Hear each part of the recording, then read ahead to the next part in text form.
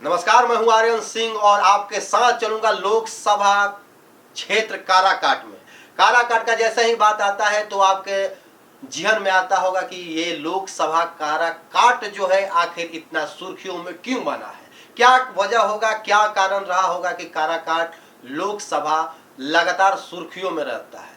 आखिर पार्टियां इस पर ज्यादा ध्यान क्यों देती है। तो मैं आपको बता दूं कि काराकाट लोकसभा होने से पहले 2004 से लेकर 9 तक कहीं ना कहीं विक्रमगंज लोकसभा क्षेत्र हुआ करता था, लेकिन 9 से काराकाट लोकसभा क्षेत्र हो जाता है और यहां पर पहली बार चुनाव एनडीए के प्रत्याशी महाबली सिंह कुशवाहा हो जाते हैं और कांति सिंह उनको टक्कर देने के लिए, जो केंद्रीय मंत्री और राज्य की मंत्री रह चुकी थी, दोनों चुनावी मैदान में उतर जाते हैं। लेकिन कुशवाहा बेल्ट और यादव बेल्ट होने के बावजूद यहाँ पे जीत कुशवाहा को होती है। इसका मुख्य वजह क्या है? जातीय समीकरण।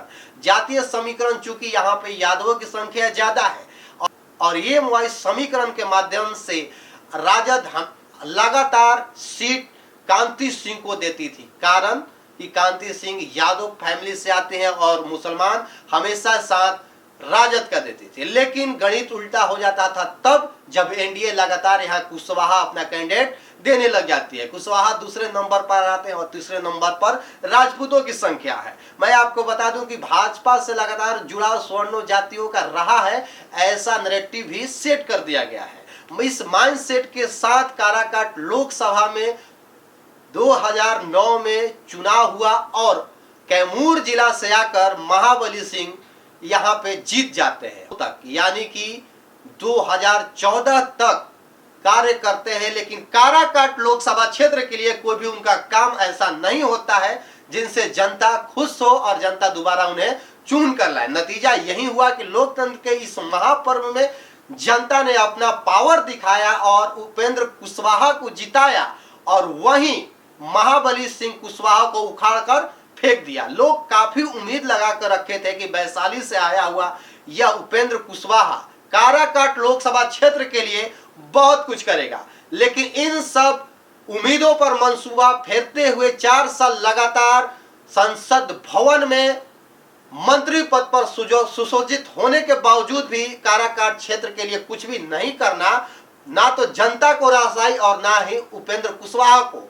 उपेंद्र कुशवाहा को भी लगने लगा कि उनका एनडीए में भविष्य नहीं है। 4 साल कार्यकाल के बाद वो अपना इस्तीफा दे देते हैं और 2014 में वो महागठबंधन की ओर से चुनाव लड़ते हैं और एनडीए के प्रत्याशी पुनः महाबली कुशवाहा को बना दिया जाता है और इस बीच महाबली कुशवाहा फिर से एक बार उपेंद्र कुशवाहा को कड़ी शिकस्त देते हैं और जीतकर सीधा दिल्ली जाते हैं और दिल्ली जाने के बाद लगभग अपने क्षेत्र की हर एक समस्याओं को संसद भवन में उठाते तो हैं, लेकिन संसद भवन में कोई भी समस्या सुना नहीं जाता है और पावर इनके जुबान में नहीं था या जनता इन्हें पूरी तरह से सपोर्ट नहीं की, ये तो सोचने वाली बात है। वहीं लगातार काराकाट क्षेत्र के लोगों का मांग रहा है कि जो 2009 में लालू प्रसाद यादव ने जमीन खरीदा था डालमिया नगर फैक्ट्री से कि यहाँ पे बनाया जाएगा रेलवे का कारखाना, लेकिन ना तो रेलवे का कारखाना यूपीए सरकार में बना और ना तो कारखाना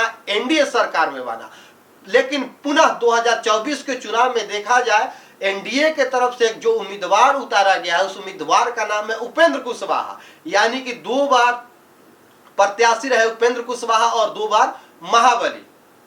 2 बार महाबली की प्रचंड जीत हुई, वहीं 1 बार उपेंद्र कुशवाहा की हार हुई। देखना इस बार यह होगा कि राजद ने भी सोच समझकर माले से उस उम्मीदवार को टिकट दिलवाया है जो कुशवाहा जाति से आता है। अगर कुशवाहा का वोट बढ़ जाता है दोनों प्रत्याशियों में, एम वाइज समीकरण के तहत कहीं ना कहीं माले के खाते में यह सीट जा सकता है। वहीं भारी नाराजगी है काराकाट के लोगों में कि लोग यहाँ बाहर से आते हैं, चुनाव लड़ते हैं, जीत जाते हैं और स्थानीय लोगों को भूल जाते हैं। काराकाट लोकसभा क्षेत्र में सबसे बड़ा शहर कोई है तो डेहरी है और डेहरी का विकास पूर्ण रूप से डेहरी के लोगों का यह भी मानना है कि कोई भी काम डेहरी के लिए और डेहरी के हित में यहाँ के सांसद नहीं करते हैं। वहीं स्थानीय लोगों का सबसे बड़ा विरोध देखा गया तो डेहरी रेलवे स्टेशन को लेकर कि तमाम गाड़ियां सासाराम तो रुकती हैं और रेवेन्यू के मामले में डेहरी सासाराम से कहीं ज्यादा आगे, लेकिन डेहरी में कोई भी गाड़ियों का ठहराव नहीं होता है। सबका जिम्मेदार कौन है?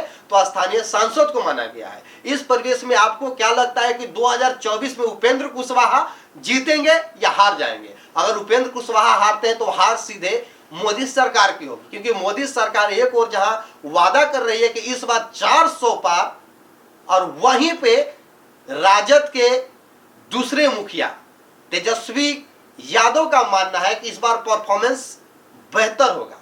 यानी कि पिछली बार 39 सीटों पर एनडीए जीती थी, अब कितना परफॉर्मेंस ज्यादा होगा ये देखने वाला बात है। सारा कुछ क्लियर हो जाएगा चुनाव के बाद, लेकिन काराकाट की जनता ये सवाल करती है सांसदों से कि कब तक आप लोग हम लोगों पे थोपे जाएंगे।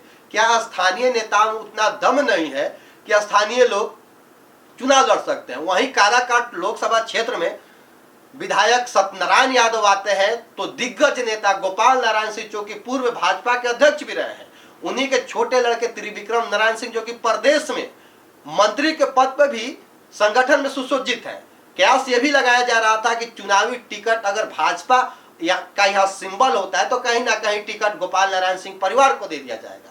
लेकिन सारी अटकलों को उस समय दूर कर दिया गया जब एनडीए ने यह सीट उपेंद्र कुशवाहा को दे दिया और भाजपा के लिए पूर्ण विराम लगा दिया गया। ऐसे तमाम खबरों के साथ और हर संसदीय क्षेत्र की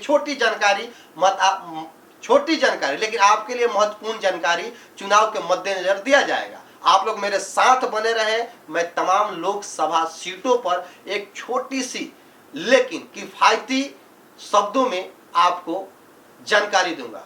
नमस्कार।